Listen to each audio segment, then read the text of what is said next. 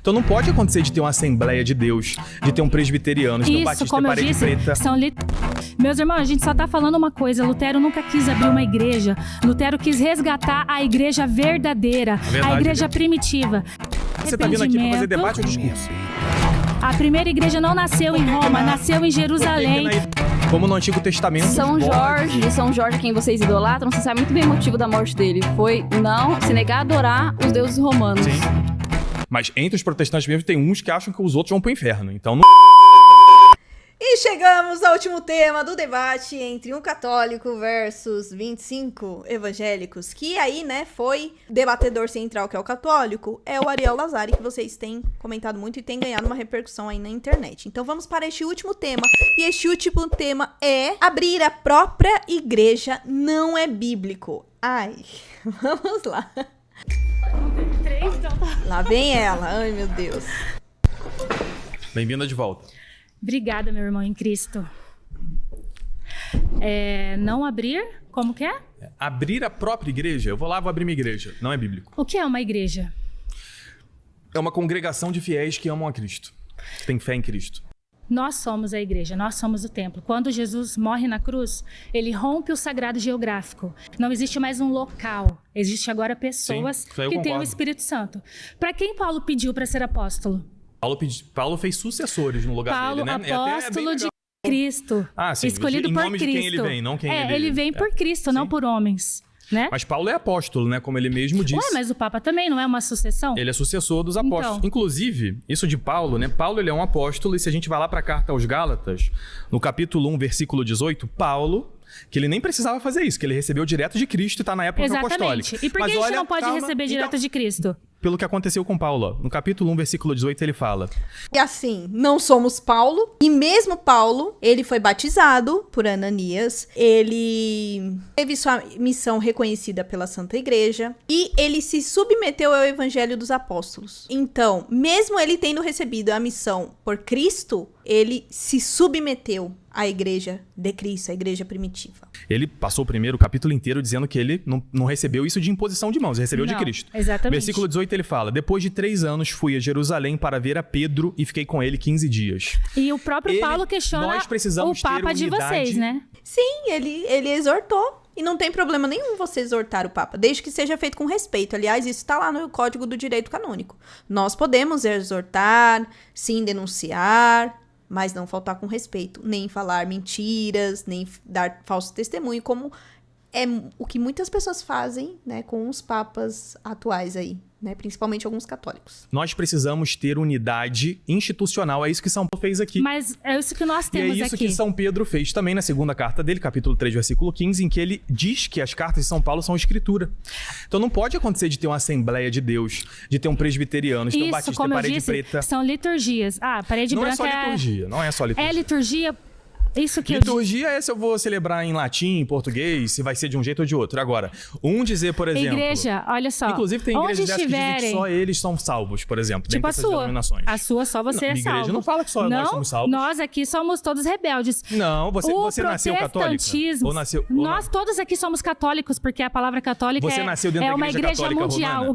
Meu Deus! Presta atenção. Jesus, não é isso, irmã. Você já participou da igreja católica? E olha só, essa fala, que é uma fala errônea. A igreja católica não fala que é só quem tá na igreja católica que vai se salvar. Existe lá o trecho no catecismo que aborda que aqueles que são ignorantes, aqueles que nunca viveram a fé da igreja católica, mas que seguiram os passos de Cristo, também podem se salvar. É claro, a salvação não está fora da igreja católica, mas todavia, entretanto, existem algumas exceções, assim como a questão do bom ladrão.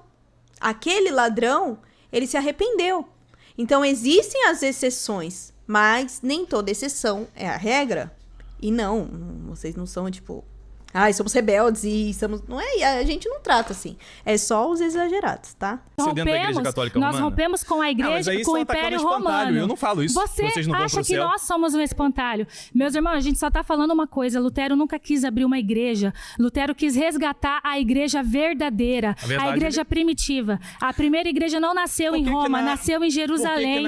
No dia de Pentecostes, estavam todos... Isso tudo é espantalho que você tá colocando. Porque na Atos época... 2? Atos 2 é espantalho? espantalho. Teve mais alguma No dia de tentativa? Pentecoste, Você e falou o que de Lutero. acontece? Você Isso falou é de a Lutero. igreja, onde há Você tá vindo aqui pra fazer arrependimento. debate ou discurso? Mas não é minha vez de falar? Você trouxe a pauta, eu tô falando. Tem que é debater. É um com o outro. Então posso falar? Ela tá achando que é pregação. Irmã, não é pregação, é debate, irmã. Tá sendo uma metralhadora de informação. Não, porque a primeira igreja, não, que a gente se separou, não, porque Lutero, gente, jogou todas as informações aí, né? Falou 3 minutos e meio seguidos. Nem falei, parece que foi 10 segundos. Não, foi muito tempo. Então, O que eu tô acontece? dizendo é, você falou Tá. de Lutero. Teve mais alguma tentativa de reforma na época de Lutero? O cristão verdadeiro está sempre se reformando para trazer a palavra para o centro. Toda vez que a nossa fé Teve mais alguma tentativa na época de Lutero? A nossa fé passa. A Bíblia é inerrante? Sim.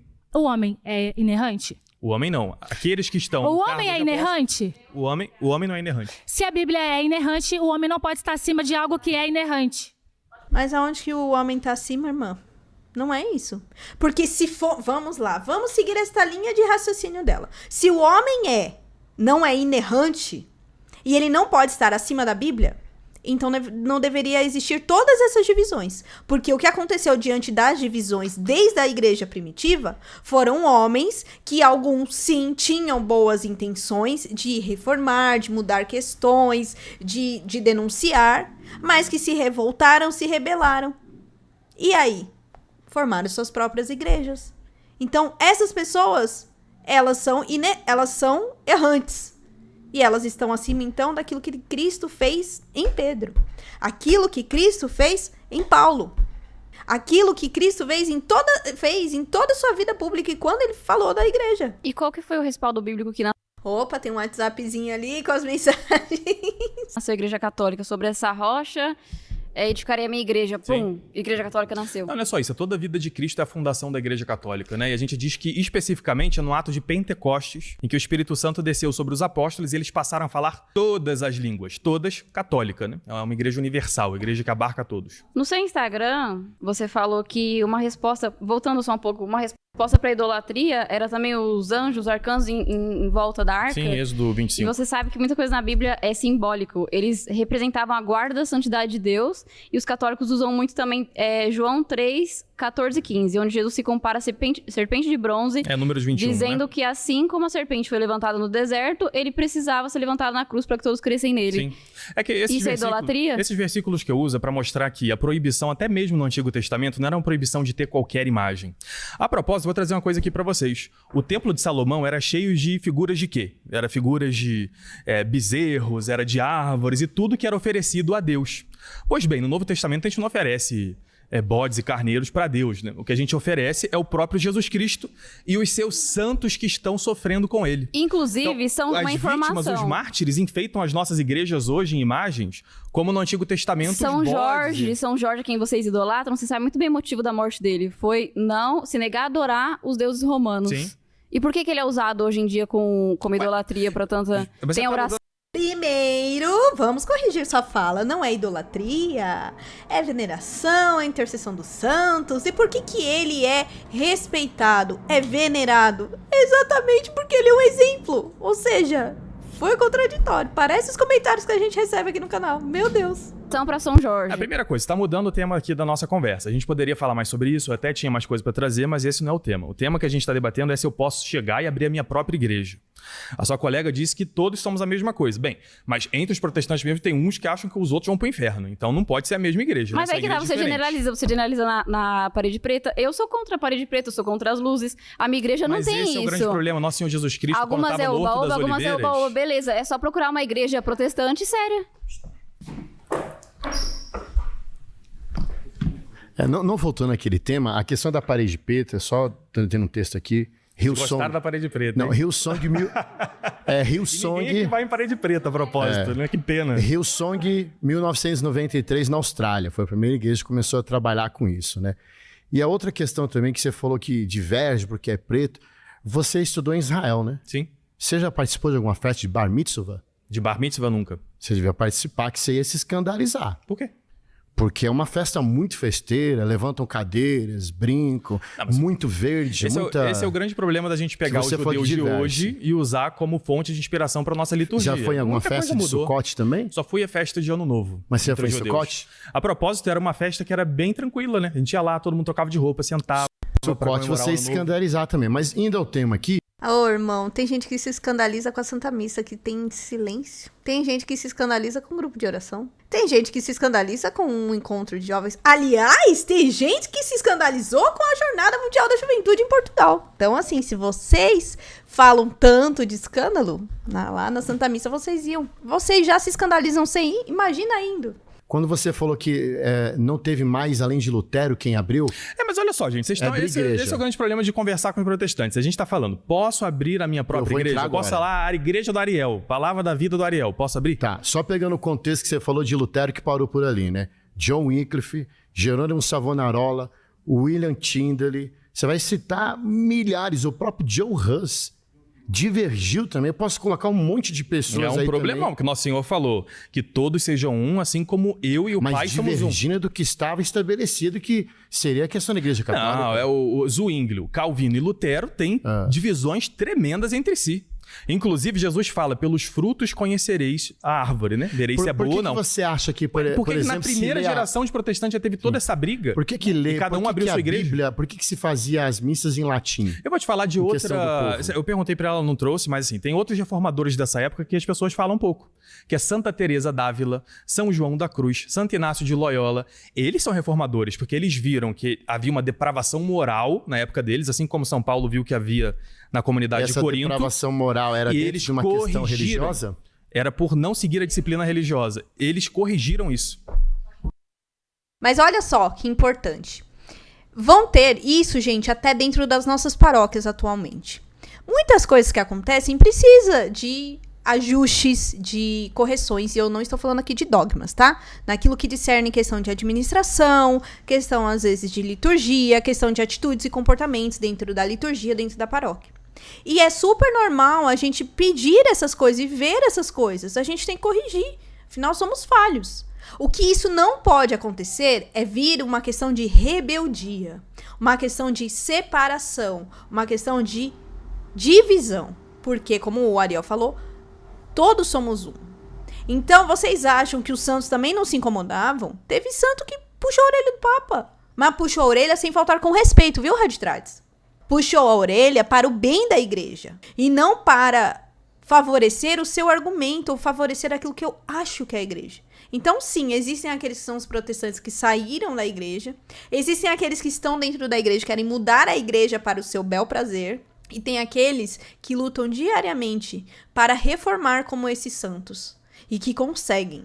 E acontece isso nas nossas paróquias também, sabe por quê? Porque muitas vezes a gente fica revoltado com o jeito que o padre faz, com o coordenador, com o pastoral disso, pastoral daquilo. Aí eu saio da pastoral, eu saio da paróquia, ainda saio difamando, falando um monte de mentira e revelando todos os podres que tem na igreja católica. Isso daí não é reformador. Isso daí não é um coração de uma pessoa que quer que as coisas mudem. Divergência sempre vai ter, gente. Problemas também sempre vai ter. Mas como nós buscamos viver isso, como nós buscamos direcionar isso para o Cristo, que é o cerne da questão, que é o que vai mudar tudo. E o que vai dar frutos. Tudo bem? Eu sou a Duda. Tudo bom, Duda? Tudo. De qual igreja você é? Eu sou da Batista também. Ah. Na verdade, eu vim porque eu tô um pouco confusa com essa fala. Qual? Da questão de, por exemplo, abrir a própria igreja não é bíblico. Isso. Vou pôr um exemplo. Tá? Vamos supor, a gente tem a questão de cumprir o ID. Então, eu tenho que ir de anunciar o evangelho. Perfeito. Não sei. Fui para um país diferente, um lugar diferente, um estado diferente, E cumpri o ID lá, mas eu vi que surgiu uma necessidade de, naquele local, ter uma igreja. Sim. Qual que seria a problemática disso? Isso aconteceu até entre os católicos, tá? Por exemplo, na evangelização do Japão, que quase deu certo, né? Depois a perseguição foi muito grande, felizmente, até hoje o cristianismo não é muito forte no Japão. Existem comunidades afastadas, até Esse irmão aqui tá contando as horas no relógio pra acabar logo. Na Amazônia existe isso também, né? De gente que está em comunhão com a Igreja Católica, mas infelizmente não podem, por exemplo, ter um padre ainda. Chega um momento em que a gente manda, igual o São Paulo falou aqui, que ele foi pregando o evangelho e 3 anos depois ele foi ver a Pedro. Certo. O que a gente não pode é alguém ir fazer o ID e pregar outra coisa. Que é o que aconteceu em Atos 15. Outra coisa diferente do que os católicos pregam, então. Esse seria o seu Outra problema coisa com o diferente termo. do que a gente recebeu dos apóstolos. Eu, como católico, vou dizer que tudo que a gente recebeu dos apóstolos, né? Na tradição oral e na escritura. Tá, então... E quem quer ver que realmente a escritura não contraria nada do que a igreja faz, é só acessar meu YouTube e meu Instagram que vai ver. Tá, mas então vamos retornar Aproveitar e fazer uma publi aqui. algumas falas antigas, porque eu vejo que em alguns temas você colocou em Sim. 2 temas. Não é bíblico. Primeiro sobre a parede preta, que foi uma grande pauta, né? E agora esse, não é bíblico. Sim. Mas eu também ouvi de você aqui coisas que não são bíblicas. Por exemplo. Por exemplo, eu sei que vai ser um exemplo chulo, gente. Desculpa, mas é só um exemplo, tá? Tudo de bem. uma coisa que me pegou assim, quando abordaram a questão da bebida, aí colocaram também ali no pacote a questão do fumar. Sim. E aí você disse que não vê problema nisso, que você fuma uma vez por mês, por exemplo. Sim. Isso também não é bíblico. Mas nem tudo tem que estar na Bíblia, né? Então, e aí? Ué, mas a parede preta e a luz piscando... Gente, não, olha só. O pessoal... Não. O pessoal Realmente eu rindo. fiquei confusa. 1 Coríntios 14 contraria o que está escrito, o que eles fazem nessas igrejas. Fumar não contraria nada do que está aqui nas escrituras. Então a sua questão... Agora, o vício, sim. Mas então a sua questão... Não tô falando do tema parede preta, é só uma pergunta. Olha só, eu sei que tem gente que é viciada em tabaco e tudo mais. Essas pessoas não podem fumar. E se você tá perto de alguém que é viciado, você também não pode fumar, por caridade. Agora, eu não posso dizer, porque a igreja é a coluna e sustentáculo da verdade. Eu não posso falar que é sempre errado, porque isso não é verdade. Entendi. Entendeu? Deu? Aí, obrigado. Essa foi fofinha, gente. É tão legal quando a gente conversa assim com a pessoa. Você viu? Ela não atacou, não agiu, não colocou ad hominem, né? Não trouxe informação inverídica, ela tirou uma dúvida, conversou, dialogou. Isso é tão legal. Torna o diálogo muito mais gostoso de nós podermos debater, conversar e trazer aquilo que é a nossa fé. Olha que legal, adorei, achei ela fofa. Lá vem ela. Vai chegar antes, ó. O meu é rápido, eu prometo que é rápido. Mas vamos debater, não vai ficar só monólogo. Não, eu vou pedir pra você ler pra mim. Você pode ler pra mim, por favor? Não, que a gente tá num debate aqui, Segunda não é... Timóteo, não é, é um não é debate bíblico, né? não é Se pra a gente ditar. exclui o debate da Bíblia, aí vamos debater a opinião. Não é pra Aí ditar não é um coisa, né? católico Mas vocês falaram várias coisas aí que era opinião. Um até trouxe do padre trouxe até a patrística. Oxi. contra o evangélico. É você, a sua opinião contra a minha opinião. Você quer que eu leia Timóteo? 2 Timóteo 2, 1 e 2. Aí você pode ler, né? Segunda... É só contextualizar por que eu pensei nesse texto. Você falou que só os apóstolos ali teriam autoridade Segunda de ensinar. Timóteo, já que a gente tá em 2 Timóteo, 2 2, 1 e Timóteo, 2. 2 Timóteo 1:6. 2, 1 e 2. Lembro que despertes o dom de Deus que existe em ti pela imposição das minhas mãos. Correto. Timóteo tinha autoridade em Pastor tem que Éfeso. ser ordenado também. Mas de quem ele recebeu a sua ordenação? Vamos lá, lê 2, 1 e 2. De quem ele recebe a ordenação, O pastor? 2, 1 e 2 vai responder. Capítulo 2, 1 e 2, versículo 1 e 2. versículo 1 e 2. Tu, meu filho, fortifica-te na graça que há em Cristo Jesus, e o que de mim, entre muitas testemunhas, ouviste, confia a homens fiéis, que sejam idôneos para também ensinarem a outros. Sensacional, sucessão apostólica. Olha só, o apóstolo Paulo falando pra Timóteo que ele deixou pra cuidar de Ele uma igreja que ele abriu. tá defendendo a que o igreja apóstolo- católica, Que isso o aqui. Timóteo tem... calma aí. O Tá. Timóteo era apóstolo? O Timóteo é Não. sucessor de apóstolo, é Exatamente. ancião, E o presbítero. que o Paulo tá falando aqui, Timóteo? Confio que eu te ensinei Isso, a homens passa fiéis que ensinem a palavra. Mas é exatamente... Bingo! e Então homens precisa- fiéis podem abrir igreja Olha e só, pregar a palavra. muito bonitinho Sim. você pegar um versículo e tudo mais. Esse versículo, inclusive, nos favorece os católicos. Se você for para a a primeira, gente para o concorda com capítulo isso, 1 cara. A gente e tem que ensinar a versículo palavra. 6, o que São Paulo disse é que o dom que há nele, que é esse dom de pregar a palavra, foi dado a ele por imposição de mãos. E se a gente for para a carta a Tito, que é logo depois, do capítulo 1, versículo 5, te deixei em Creta para que pusesses em boa ordem as coisas que ainda restam, e de cidade em cidade estabeleças presbíteros como te mandei. Tá, quem... Deus. Eu ia perguntar quem faz a imposição de mãos. Sim. Ué, aqueles que foram receber imposições de mãos dos apóstolos, bispos da época, né? As pessoas, gente, confundem muito, por exemplo, porque Paulo foi instituído por Jesus, eu também estou sendo. Mas Paulo se submeteu à igreja de Cristo, se submeteu ao Papa, se submeteu ali a todo este reconhecimento, né? E ali houve a imposição de mãos. É tão claro o texto isso. Aliás, ela trouxe um texto que mais foi desfavorável a ela do que de fato favorável, né? Bom, a gente não vai fugir muito do tema, né? Vamos pro tema. Isso. Concordo. Não que eu discorde da minha denominação, ou eu vou lá, posso abrir em discordância com as pessoas, né? Em descomunhão com as pessoas. Mas você tem no texto bíblico a livre pregação do evangelho. O que nós temos, por exemplo, são as igrejas históricas. Até a Assembleia de Deus agora, o pentecostalismo já está se tornando, né, uma igreja centenária. Nós temos a livre pregação do evangelho e nós temos plantações de igrejas. Quando a gente olha para Lucas, livro de Lucas, que fala muito do Espírito Santo, né? E Atos dos Apóstolos. Fala muito da instituição que Jesus fundou, muito bom. A gente vai falar que a igreja, ela não está subordinada à vontade, por exemplo, dos apóstolos. Nem daqueles que pregam o evangelho. É verdade. Mas sim do Espírito Santo. Sim. Você tem, por exemplo, Filipe. O texto diz, agora, não lembro, acho que é Atos 7. Não, no início de Atos dos Apóstolos, quando ele prega para o eunuco. O texto diz que Filipe, por exemplo, foi impelido pelo Espírito Santo. Sim, concordo. A encontrar com um eunuco, um etíope. Esse etíope ouviu a palavra. Ele, inclusive, ele olhou e falou assim, o que eu posso fazer para ser batizado? E Filipe diz, você crê, você aceita e você crê. A partir do arrependimento ele creu. E ele foi batizado. Não pode deixar de fora. Vamos lá. Também. Agora vamos lá. A diferença do sola escritura e para algumas outras questões, né? Por exemplo, existem alguns relatos históricos que aquele etíope, aí é da história, não tá no texto bíblico, tá? De que aquele etíope, ele inclusive foi um dos primeiros. Ele foi um dos primeiros. Mas a diferença é que a gente... Um católico converte 25 evangélicos. No caso, 19, né? Por causa da contagem aí. Tô brincando, hein?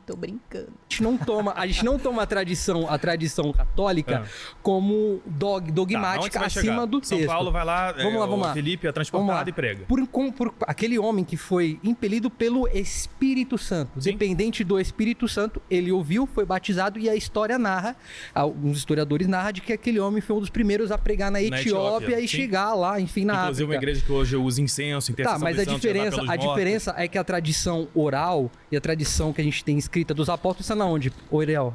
Tá na Bíblia e na tradição oral. Não. Tá no texto. O que a gente tem de tradição dos apóstolos tá no texto. Não tá só no texto. Tá no texto. Isso na Bíblia, tá no não tem texto. Lugar nenhum. Isso. Tá no texto. Isso não tá na Bíblia. Mas tá no texto. A tradição oral isso que você falou, não tem isso que você Testamento. falou não tem na Bíblia, e o que tem na Bíblia é dizendo que nem tudo tá ali, como eu trouxe no primeiro bloco. Mas aquilo que serve como regra de fé e prática, tá na onde? No texto. Deus não se fez letra. Deus se fez carne. Não, lá em Marcos, acho que é Marcos 7,13, diz que Jesus, ele invalidou a tradição dos mestres da lei, porque eles colocaram a tradição acima do texto. Você falou que o eunuco ele foi batizado e pregou, certo? Essa é a função do batizado. E o que aconteceu com Timóteo e com Tito? Receberam a imposição das mãos, são sucessores dos apóstolos, como nossos bispos na igreja. A imposição de mãos, ela não está acima da impelição do Espírito Santo. Porque ela é uma forma de impelição. Quem dirige não são os apóstolos, mas sim o Espírito Santo que dirige a igreja. E aí acabou o debate, né? Só pra trazer aí esse ponto, é o Espírito Santo, né? A gente até ficou conversando aqui em casa quando acabou o debate. Cara, é o Espírito Santo. Você tá na igreja, é o Espírito Santo. Mas não quer dizer que o Espírito Santo vai se materializar, né, como dizem uns aí, e vai falar, você vai ser sacerdote, você vai ser pastor. Não. Tem regras, tem situações. A imposição de mãos para a ordenação, ela é um feito que só pode ser feito pelo Espírito Santo. Ali é um gesto, mas espiritualmente é o Espírito Santo que conduz tudo. E assim, todos os outros sacramentos, é o Espírito Santo em tudo. Então, pelo menos aí nessas partes, eles se embolaram um pouco aí, né? Eu deixo um convite para você ler 2 Timóteo, que foi uma das passagens mais citadas aí, né? Um dos livros mais citados. Leia aí 2 Timóteo, eu particularmente gosto muito. E tem, principalmente no final, que ele até fala, né, ninguém te desprezes por serem jovens, né? Então, dito isso, algumas brincadeiras, alguns pontos que foram um pouco mais fortes nesse debate. Qual o saldo desse debate, né? Qual a conclusão desse debate? Muito positivo, eu gostei bastante desse debate, tanto pelo respeito um com o outro, pelos argumentos de alguns, outros saíram fora da caixinha, mas é assim, gente, isso acontece. É o que eu sempre falo aqui, né? Alguns de vocês falam, Ju, você tem que privar os comentários, né? Porque tem uns que são muito desrespeitosos, e são mesmo. Mas só lembrando que o YouTube já faz os filtros quando você xinga, né? Quando você faz outras menções, isso daí já é próprio do YouTube, tá? Mas a gente não faz isso porque a gente gosta de debater, de conversar. E é exatamente isso. Tem um ou outro que a gente debate, às vezes a gente nem vê mais se a pessoa respondeu ou não. Outros a gente vai até o final, né? Outros a gente dá uma puxada de orelha, outros a gente já é mais enérgico. Então é isso que a gente vê muito na questão do Ariel. Mas assim, ele é calmo demais. Eu não consigo ser assim. Porque é fácil quando a gente tá escrevendo, é fácil quando a gente tá falando, assim, a gente online, né? Agora ali, no tete a tete, falar desta forma, se comportar desta forma, você vê um equilíbrio muito maior dele, de um ou outro debatedor, do que os outros, que ficaram um pouco exaltados. Mas ainda exaltados, eles não foram tanto quanto outros debates que nós trouxemos aqui já, e até alguns comentários que nós recebemos, né? Não vi muito ad hominem nisso, não vi muito ataque, e eu achei isso muito interessante. Claro, uma vez ou outra no debate pode ocorrer o ad hominem? Pode, mas aí a gente tenta voltar, igual ele fez quando começaram a desviar do assunto. O que ele fez? Não, ó, volta aqui, ó, o assunto é esse, né? Porque senão abre muito parênteses e aí acaba se perdendo. Então, esse daí é um debate que eu gostei. Me conta se vocês assistiram. Eu gostei bastante. É um exemplo de equilíbrio e de informação. Me fala o que foi falado aí que você não lembrava, o que você aprendeu, teve dificuldade para entender esse debate. Qual parte você sentiu um pouco mais de dificuldade? Já fiz o react do debate todo aqui. Eu tava muito ansiosa por esse debate que o Ariel ficou divulgando no Instagram dele aí. Então a gente se preparou aqui pra gente poder reagir e trazer pra vocês, tá bom? Deixa nos comentários, não esquece dos comentários, seguir essas regrinhas aqui, gente. Você sendo católico, protestante ou desigrejado, ou seja lá o que for, tá? Regras são essas. Não esquece também do meu joinha, se inscrever no canal e ativar o seu sininho. Então é isso, até o próximo debate entre católicos e evangélicos. Tchau!